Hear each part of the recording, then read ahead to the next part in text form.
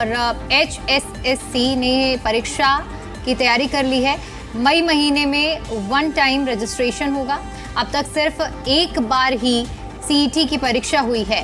Haryana staff selection commission ने परीक्षा की तैयारी कर ली है। मई महीने में 1 टाइम रजिस्ट्रेशन होगा। मई महीने के तीसरे हफ्ते में फीस जमा होगी। अब तक सिर्फ एक बार ही CET की परीक्षा हो पाई है। ऐसे में प्रदेश के लाखों युवा इस परीक्षा का इंतजार कर रहे हैं। और इसी पर ज्यादा अपडेट ले लेते हैं। जी मीडिया संवाददाता विजय राणा हमारे साथ जुड़ चुके हैं। विजय, क्या तैयारी है CET के एग्जाम को लेकर, क्या पूरी खबर?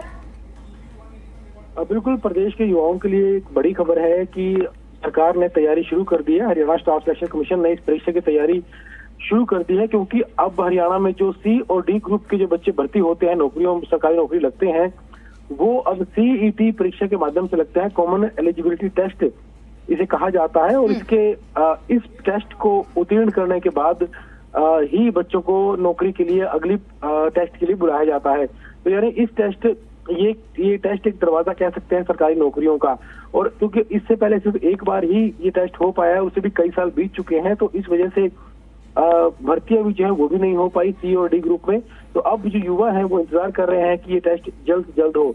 सरकार ने ये कहा है कि मई महीने में जो 1 टाइम रजिस्ट्रेशन है वो कर लिया जाएगा और उसकी फीस भी मई महीने में ही जमा करवा ली जाएगी। और उसके बाद जो CET टेस्ट होना है उसकी तैयारी आगे की शुरू कर दी जाएगी। और माना जा रहा है कि इसी साल ये जो टेस्ट है ये हरियाणा स्टाफ सिलेक्शन कमीशन इसकी घोषणा कर सकता है। हालांकि कौन सी एजेंसी ये टेस्ट को कंडक्ट करवाएगी, उस एजेंसी का नाम फाइनल किया जाना अभी बाकी है।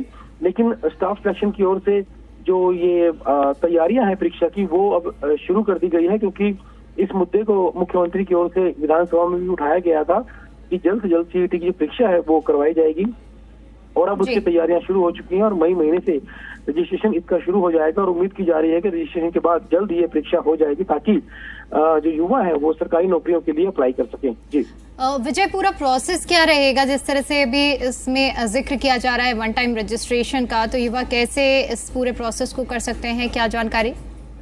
देखिए, 1 टाइम रजिस्ट्रेशन का सरकार का मकसद यही है कि युवाओं को अलग अलग नौकरियों के लिए अलग अलग फॉर्म ना भरने पड़े। वो युवा एक ही फॉर्म भरेंगे, एक ही बार अपना जो डॉक्यूमेंट्स हैं वो वेबसाइट पर अपलोड करेंगे और जो सारा प्रोसेस है वो एक बार किया जाएगा। और उसके बाद वो अलग अलग नौकरियों के लिए एलिजिबल होंगे। जहां भी उनकी एलिजिबिलिटी बनेगी उस विभाग में, उस पद पर सरकार उन्हें जो है नौकरी पर रख लेगी। यानी उससे युवाओं को ये फायदा रहेगा कि उन्हें अलग अलग अपने जो फॉर्म है वो नहीं भरने पड़ेंगे। और उसके बाद जब ये 1 टाइम रजिस्ट्रेशन हो जाएगा, फीस भर ली जाएगी और तमाम तरह के जो डॉक्यूमेंट जमा करवाए जाते हैं वो सब ऑनलाइन अपलोड हो जाएंगे। उसके बाद सरकार जो है सरकार के पास एक डाटा पहुंच जाएगा कि कितने लाख युवा जो है इस परीक्षा को देंगे। और उस हिसाब से सरकार अपनी तैयारी करेगी कि कितने सेंटर बनाए जाए हरियाणा में। चलिए, ठीक है। बहुत शुक्रिया विजय, आपका हमारे साथ जुड़ने के लिए और जानकारी के लिए।